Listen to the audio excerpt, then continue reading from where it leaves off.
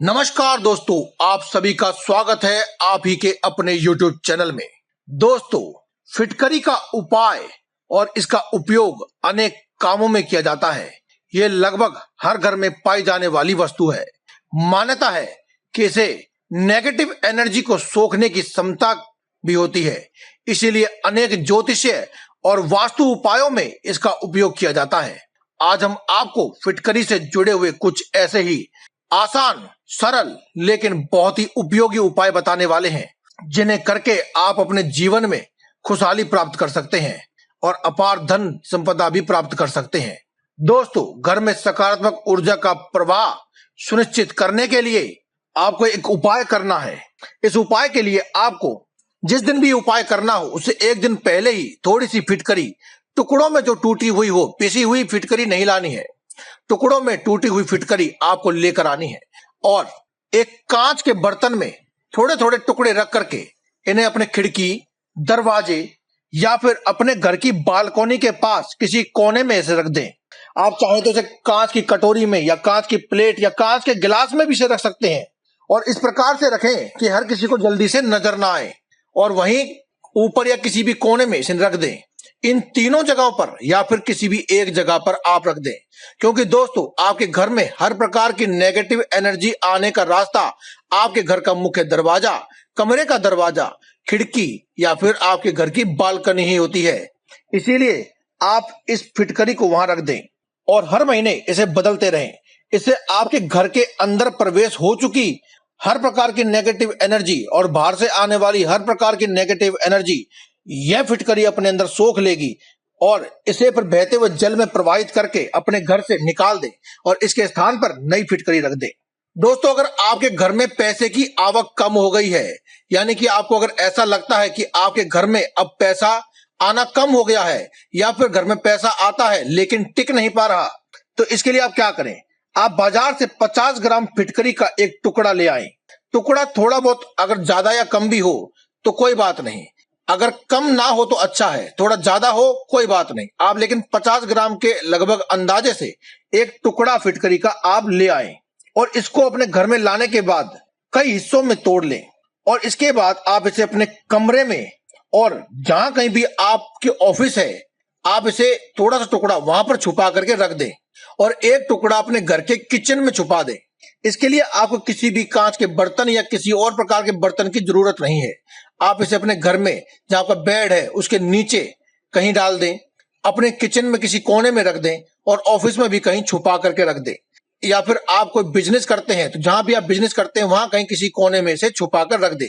खासकर से अगर आप गले में रख सकते हैं, जहां पैसे रखते हैं वहां रख सकते हैं तो और भी उत्तम है।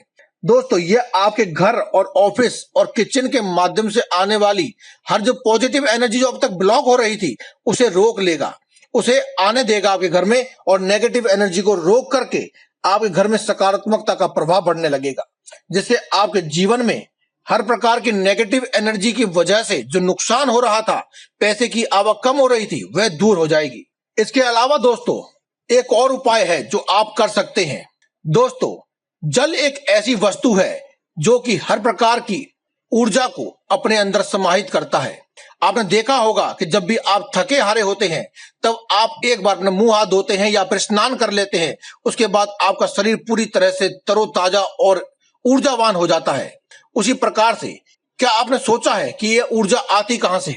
यह ऊर्जा आपके घर के बाथरूम से आती है, जहां पर जल का प्रभाव निरंतर होता है।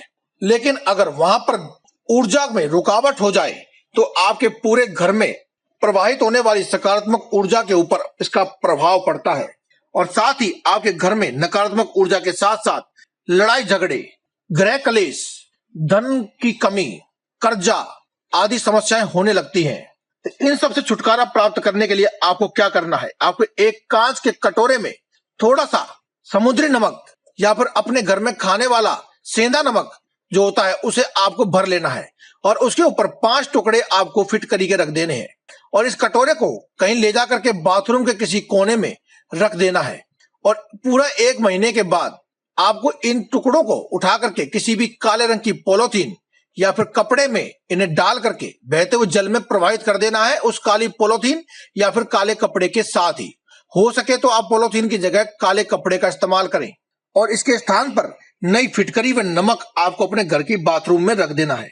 देखते ही देखते आपके जीवन में बदलाव होने लगेंगे। दोस्तों, हर प्रकार की बुरी नजर से मुक्ति पाने के लिए काले रंग को विशिष्ट रूप से प्राथमिकता दी जाती है।